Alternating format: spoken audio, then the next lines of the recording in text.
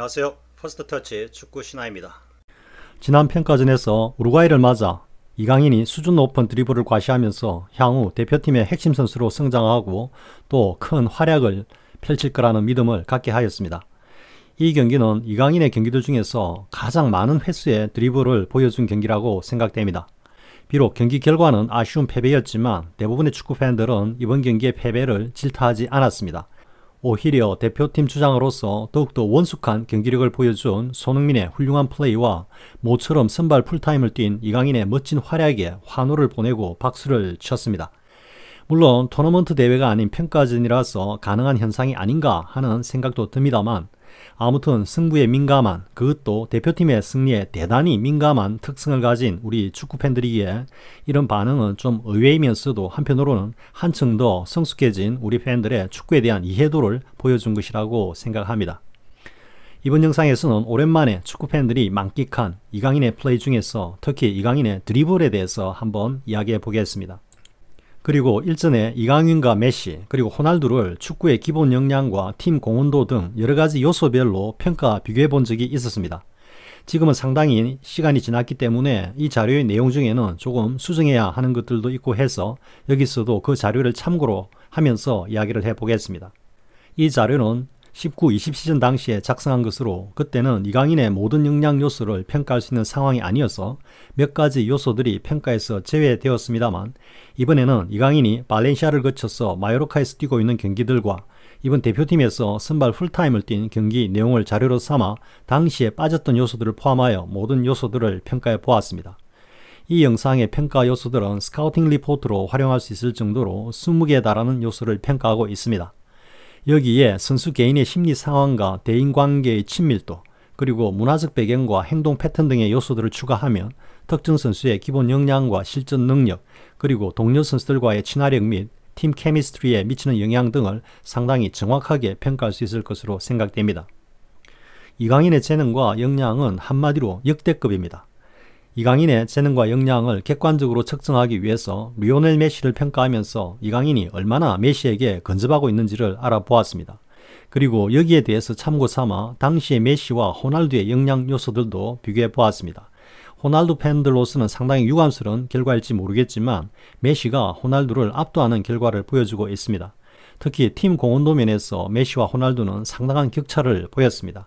축구가 개인 스포츠가 아니기 때문에 팀 공헌도는 개인 역량 못지않은 매우 중요한 요소이고 따라서 다소 이기적인 플레이를 보여주는 호날두와 팀 플레이를 소홀히 하지 않는 메시와의 차이는 당연히 클 수밖에 없다고 생각합니다. 물론 개인 기록에서는 호날두가 메시와 대등하거나 혹은 앞서는 부분도 있을 수 있지만 종합적인 평가에서는 메시가 우위를 보이고 있는 것은 명백합니다. 그리고 여기에 더해 메시가 이번 카타르 월드컵에서 아르헨티나를 이끌고 우승을 함으로써 그동안 많은 논박이 오갔던 소위 메호 대전의 최고의 승자는 메시로 귀결된다고 하겠습니다. 그러면 이강인과 메시의 드리블을 비교하면서 이강인의 드리블과 메시의 드리블이 어떤 특장점이 있으며 또 어떤 면에서는 서로 다른 특징을 가지고 있는지를 이야기해 보겠습니다. 먼저 드리블의 목적이자 필요한 테크닉은 무엇일까요? 드리블의 목적은 나와 상대 수비의 움직임 사이에서 엇박자를 만들어내는 것입니다. 그리고 드리블에서 필수적인 테크닉은 정교한 발목의 자유자재한 활용입니다. 그리고 여기에 대해서 궁극의 테크닉이 있습니다. 이제 이러한 요소들을 가지고 이강인과 메시의 드리블을 비교해 보겠습니다. 먼저 이러한 엇박자를 통해서 상대 수비가 동작에서 쉼표를 가지는 순간이나 혹은 나와는 정반대 방향으로 움직일 때 그 순간을 이용하여 돌파하는 것, 이것이 바로 드리블 돌파의 정의입니다. 먼저 이강인의 드리블에 대해서 이야기해 보겠습니다. 영상 타이틀에서도 언급했듯이 이강인의 드리블은 상대 수비의 타이밍을 뺏는 것을 기반으로 하는 드리블입니다. 상대 수비보다 훨씬 빠른 움직임을 통해서 상대 수비의 움직임을 흔들고 그런 과정에서 상대 수비의 쉼표나 반대 방향을 포착하여 돌파를 하는 유형입니다. 그러기에 이강인의 드리블은 상당히 빠른 순간 위빙을 보여줍니다. 즉 타이밍을 뺏기 위해 좌우로 빠른 위빙을 하는데 음악으로 치면 마치 스타카토와 같은 느낌을 줍니다. 그러므로 볼터치 역시 짧게 가져가면서 상대 움직임을 흔들어 놓습니다. 이번 우루과이전에서도 보듯이 이강인의 드리블 템포가 너무 빠르기 때문에 우루과이 수비들이 효과적으로 차단한 적은 거의 없었고 대부분 파울로 끊기 바빴습니다. 이번 경기에서는 이강인이 주로 사이드라인 근처에서 드리블을 자주 쳤기 때문에 우루과이의 파울로 인해서 얻을 수 있었던 것은 사이드라인 근처에서 프리킥을 통한 크로스가 주를 이루었습니다. 그러나 박스 부근이나 박스 안에서 이강인의 드리블이 자주 나온다면 아주 좋은 직접 프리킥 찬스나 페널티킥까지도 얻을 수 있을 것입니다.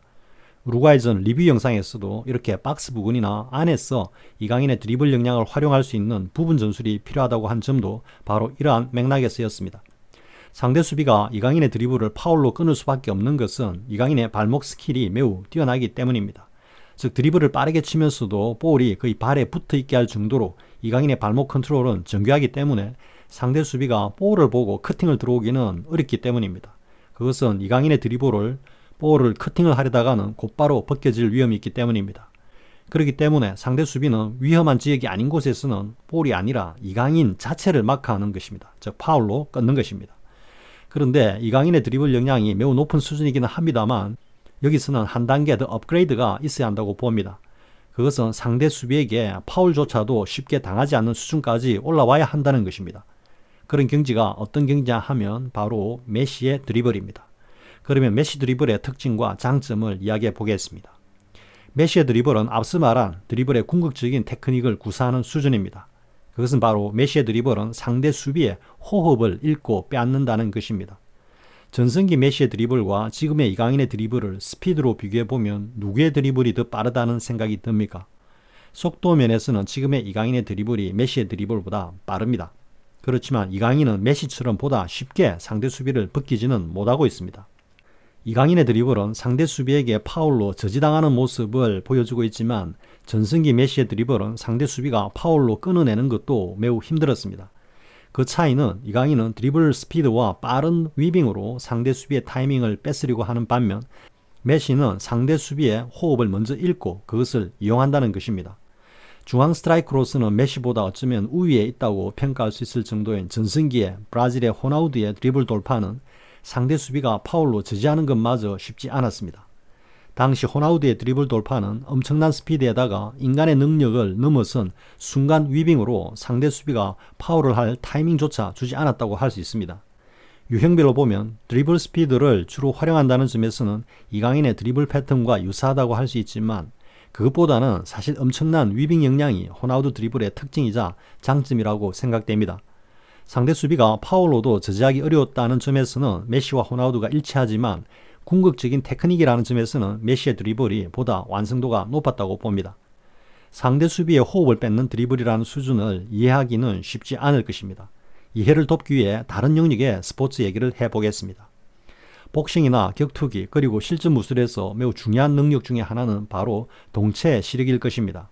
즉 움직이는 물체에 대한 보다 빠르고 정확한 포착 능력이 격투기에서는 가장 중요한 능력 중에 하나일 것입니다. 그리고 이어지는 번개 같은 반사적 대응 능력이 함께 구비된다면 격투기 선수로서 기본적인 조건은 갖추었다고 할 것입니다. 그리고 이러한 동체 시력의 차이가 수준의 차이도 만들어낼 것입니다. 동체 시력의 궁극은 상대의 주먹이나 발차기가 거의 슬로우 모션으로 보이는 것이라 하겠습니다.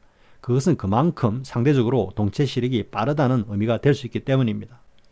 그러나 상대의 움직임이 있기 전에 그것을 미리 간파하는 수준의 격투기 선수라면 아니 보다 정확하게 말하면 상대 선수의 움직임이 시작되려는 바로 그 시점에서 이미 상대의 움직임과 그 의도를 포착하는 수준의 격투기 선수라면 정말 이상적인 선수라 할 것입니다.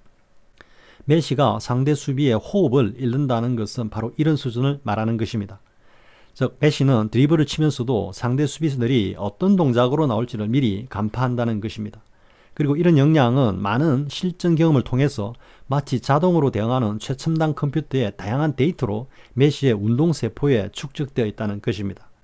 그러므로 드리블 도중에도 상대 수비의 포즈, 즉 발의 위치나 모양, 허리의 움직임, 몸의 균형 등을 슬쩍 흘겨보는 정도에서도 상대 수비의 그 직후의 움직임을 정확히 알아챈다는 것입니다. 그리고 그것에 대한 반응 역시 본능적으로 나오면서 상대 수비가 파울을 할 수 있는 타이밍조차 허용하지 않고 상대 수비수들을 벗겨가는 것입니다.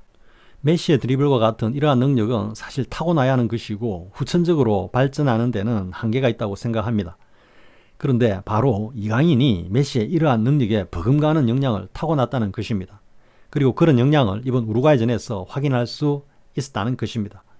물론 앞서도 말했듯이 아직은 메시의 드리블 역량에 비하면 부족한 게 많은 것은 사실입니다.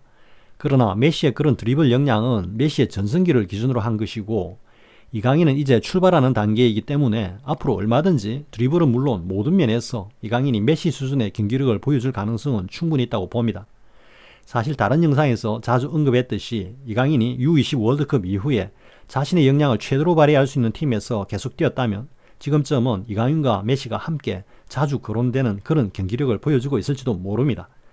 메시처럼 즉 약관도 안 된 17세의 나이에 바르셀로나 1군 데뷔를 했고 당시 최고의 스타였던 바르셀로나의 호나우딩요의 보살핌 아래 공격수로서 자신의 역량을 마음껏 발휘하고 성장했던 그런 메시처럼 이강인도 U20 월드컵 직후에 수비 부담이 거의 없는 공격 지향적인 최고의 클럽에서 뛰었다면 메시 못지않은 커리어를 지금쯤 쌓아가고 있을지도 모릅니다. 예를 들면 맨시티 등과 같은 팀에서 비록 교체로 출전한다고 해도 수비 부담이 크게 없는 그런 경기들에서 이강인이 자신의 포텐셜을 10분 발휘할 수 있는 기회들이 다수 있었을 것이고 그러다 멀티골을 기록한다든지 경기를 뒤집는 대단한 퍼포먼스를 보여준다든지 했으면 일약 스타로 발돋움할 수 있었을 것입니다. 아무튼 지금부터라도 이강인이 경기 경험을 많이 쌓아가면서 전성기 메시의 드리블 메커니즘과 같은 수준에 눈을 뜰 수도 있을 것입니다. 그러면 이강인의 드리블에서 보완해야 할 점도 한번 이야기해 보겠습니다. 먼저 이강인의 드리블에서 한 가지 보완할 점은 상체의 위빙을 보다 간결하게 줄여야 한다고 생각합니다. 이렇게 다소 큰 폭의 상체 움직임 때문에 상대 수비가 일단은 파울로라도 저지할 수 있는 빌미를 주고 있기도 하고 상대 수비를 엇박자로 벗겨내는 것도 조금 어려워 보이기 때문입니다. 즉 보다 간결한 상체 움직임으로 상대 수비가 드리블 방향을 예측하지 못하도록 하는 것이 필요하다는 것입니다. 그리고 다음은 이강인의 드리블 템포가 비교적 일정하다는 것도 상대 수비가 보다 쉽게 수비를 할 수 있도록 하는 면이 있다는 것입니다. 먼저 하나 예를 들면 토트넘의 클루셉스키가 드리블에 제대로 발동이 걸리면 상대 수비가 마크하기에 굉장히 어려움을 겪는 것을 볼 수 있습니다. 왜냐하면 클루셉스키의 드리블은 템포가 일정하지 않기 때문에 상대 수비 입장에서 보면 지저분한 템포라는 것입니다. 즉 수비가 따라가면서 맞추기에는 템포가 길었다 짧았다 하기 때문에 클루셉스키는 쉽게 엇박자를 만들어내면서 상대 수비를 벗기는 것입니다. 여기에 비하면 이강인의 드리블은 상당히 깔끔하다고 할까요? 다만 스피드와 순간 위빙으로 벗기려고 하니까 상대 수비는 안되면 파울이라도 내면서 저지할 수 있는데 지저분한 템포의 드리블은 파울로 끊는 것조차도 쉽지 않을 때가 있기 때문입니다. 그런데 메시의 전성기 드리블은 이런 요소들이 골고루 다 갖추어져 있습니다. 즉 지저분한 템포, 상체 짧은 위빙, 그리고 여기에 낮은 무게중심으로 인한 드리블의 안정성도 배가 되고 정교하면서도 유연한 최상의 발목 스킬, 그리고 상대 수비의 호흡마저 미리 읽고 이용하는 능력까지 갖추고 있으니까 메시의 드리블은 그토록 막아내기가 어려운 것이었습니다. 지금까지 이강인과 메시의 드리블을 중심으로 이야기를 해보았습니다. 이강인 선수가 앞으로는 대표팀에서는 이제 당연히 선발로 나서서 가능한 풀타임을 뛸 수 있게 해야 하고 소속팀에서도 보다 많은 볼 터치와 드리블을 가져갈 수 있는 기회를 가지기를 바라봅니다. 그리고 이번 여름 이적 시장에서는 정말 이강인 선수의 재능과 역량을 100분 발휘할 수 있는 그런 수준의 팀으로 이적을 해서 마음껏 자신의 기량을 펼쳐보기를 빌겠습니다. 이강인 파이팅! 시청해주셔서 고맙습니다. 구독과 좋아요를 주신 분들께 감사드립니다. 고맙습니다.